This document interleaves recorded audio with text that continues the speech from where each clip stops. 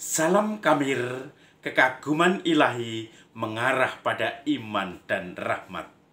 Saudara-saudari yang terkasih, saya menjadi seorang sinder mandor perkebunan dengan topi ini. Dan saya menjadi orang nomor 1 di lapangan yang langsung bersentuhan dengan para petani, para penggarap. Dan saya akan menjadi bos bagi mereka. Saya akan mencoba mencari ketergantungan supaya mereka tergantung pada saya, supaya mereka selalu menjual hasil-hasil bumi kepada saya. Maka perlu saya pinjami uang supaya mereka kalau menjual hasil panen harus kepada saya. Dan ini menjadi teknik. Kemudian orang-orang itu akan menjadi komunitas saya. Tidak boleh orang lain akan mengambilnya, karena dengan begitu menjadi kerugian bagi saya. Keuntungan yang di depan mata, di mana mereka harus menjual hasil panen. Kalau saya yang membeli dengan harga saya, maka kemudian itu menjadi keuntungan saya di depan mata. Tetapi kalau diambil oleh para juragan lain, tengkulak lain, atau mandor lain, maka kemudian keuntungan saya hilang. Saya berkompetisi dengan mandor-mandor yang lain yang selalu akan mencari anak buah sebanyak mungkin. Saudara-saudari yang terkasih, itu kebiasaan dunia. Kebiasaan orang mencari keuntungan, mencari pengaruh, mencari pemilih, mencari sokongan atau dukungan orang-orang dari banyak orang, rakyat banyak.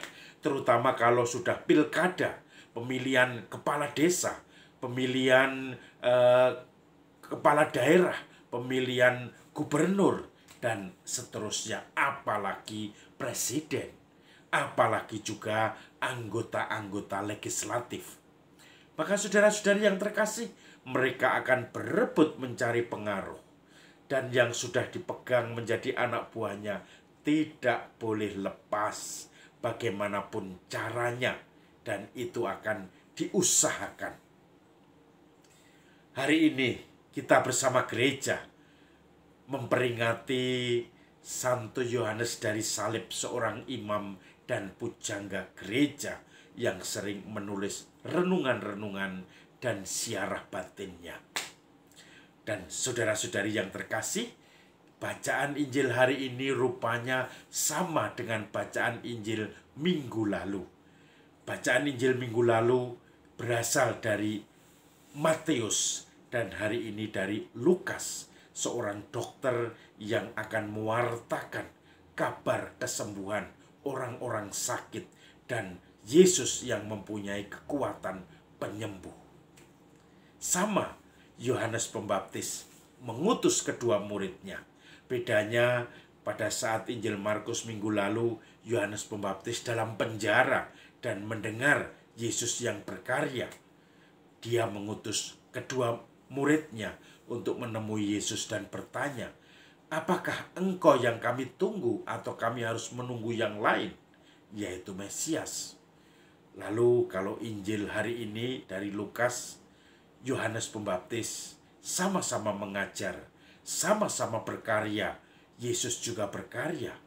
Tetapi ketika Yohanes Pembaptis yang sudah mapan karena karyanya mendahului Yesus, kemudian Yohanes Pembaptis sudah mempunyai pengikut, kemudian Yohanes Pembaptis mengutus muridnya untuk bertanya kepada Yesus, seorang guru yang baru muncul, "Apakah engkau yang kami nanti-nantikan, yaitu Mesias, atau kami harus menanti yang lain?" Pada waktu itu Yesus baru sibuk untuk menyembuhkan orang sakit, untuk mengusir setan, untuk memberi penghiburan kepada orang-orang miskin dan tertindas, untuk membuat orang yang buta menjadi melihat, orang lumpuh berjalan. Maka kemudian Yesus menerangkan kepada pengikut-pengikut murid-murid Yohanes Pembaptis itu, "Katakan kepada Yohanes Pembaptis, orang buta bisa melihat, orang lumpuh bisa berjalan, orang tuli bisa mendengar, orang bisu bisa berbicara, orang yang kerasukan setan diusir setannya, dan juga orang miskin mendapat kabar gembira, dan itu yang menjadi kegembiraan mereka.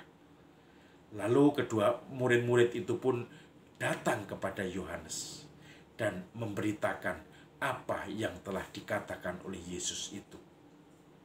Saudara-saudari yang terkasih, Yohanes Pembaptis, seorang guru, pengajar, orang yang mencari pengaruh karena pengajarannya adalah bertobatlah, kerajaan Allah sudah dekat.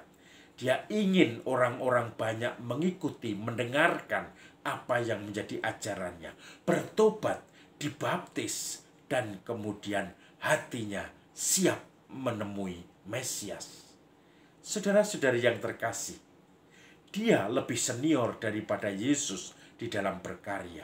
Tetapi ketika Yesus muncul dan berkarya, Yohanes Pembaptis menyuruh murid-muridnya untuk datang kepada Yesus.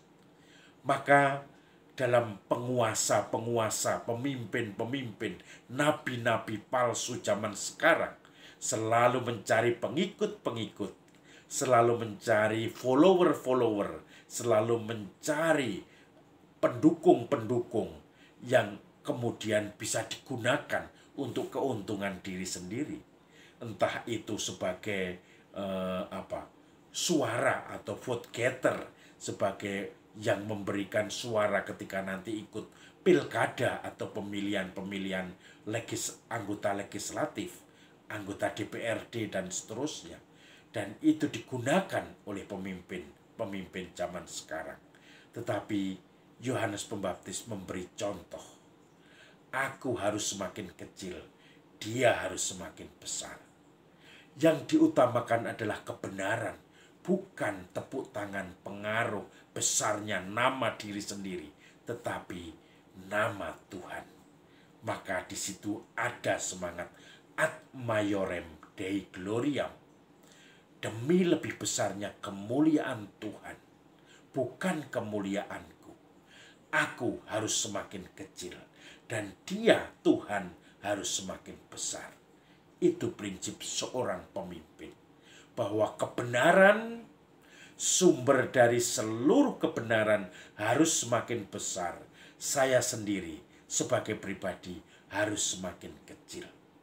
Yang saya wartakan bukan diri saya sendiri, tetapi yang saya wartakan adalah dia yang menjadi sumber kebenaran, yaitu Tuhan sendiri.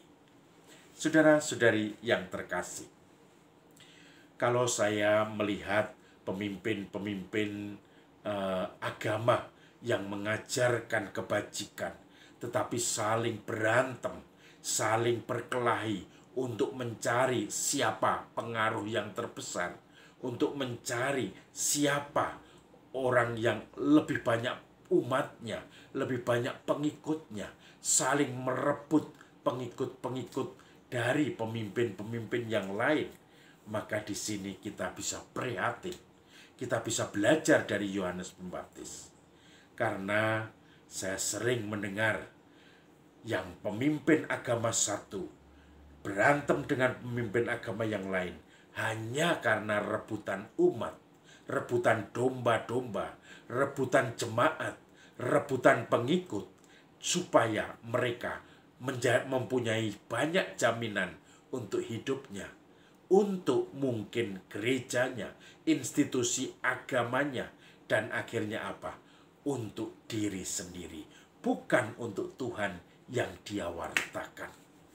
Maka saudara-saudari yang terkasih, mari kita mencoba belajar menemukan pemimpin seperti Yohanes Pembaptis yang rendah hati, yang tahu di mana letaknya, yang tahu di mana harus diwartakan Tuhan yang sebenarnya, yang tahu di mana dia harus mundur ketika Tuhan semakin dimuliakan.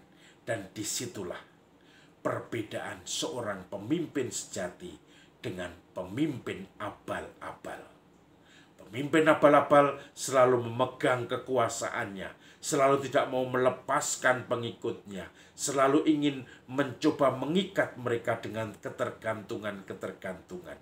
Sementara pemimpin sejati menyerahkan semua, mengarahkan semua kepada Tuhan, menjadi punya sikap lepas bebas, supaya orang-orang banyak yang haus akan kebenaran dan Tuhan bisa menemukan sumber mata air kehidupan, yaitu Tuhan, sang asal dan tujuan hidup sendiri.